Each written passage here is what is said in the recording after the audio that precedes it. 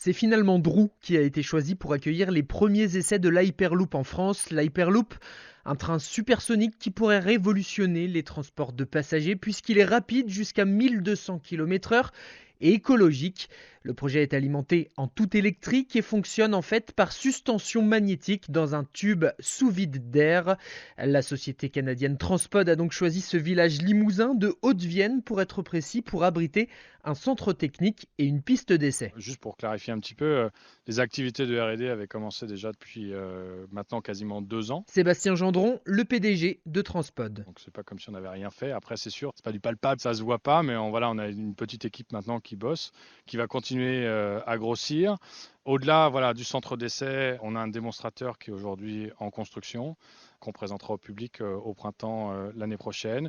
Et en même temps, donc en parallèle, et c'est toute la difficulté du projet, il y a du développement technologique et en même temps du développement commercial avec des études de faisabilité économique que l'on va regarder en France, notamment sur Paris-Le Havre et Paris-Toulouse. Paris-Le Havre et Paris-Toulouse, des trajets qui n'ont rien d'anodin.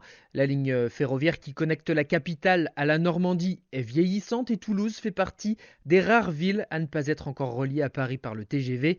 Le projet vise exactement cela, les grandes agglomérations mal desservies par la route, mais trop rapprochées pour que l'avion devienne optimal. Explication avec Elon Musk, le patron de SpaceX et de Tesla qui a imaginé le concept en 2013. Il y a un cas particulier, celui des villes distantes de 800 km maximum, qui ont beaucoup de voyages entre elles. Je pense que pour ces trajets, l'Hyperloop serait pratique. C'est une solution qui répond à un cas particulier, parce qu'un avion n'est pas plus rapide sur 800 km, le temps de décoller et d'atterrir, et donc c'est plus simple d'utiliser cette machine. Reste une question, combien ça coûtera pour les passagers ?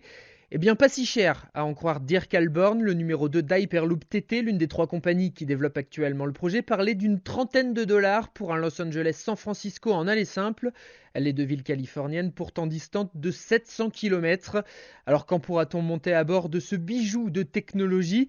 Dès 2030, d'après Virgin Hyperloop, qui prévoit un lancement commercial à cette date.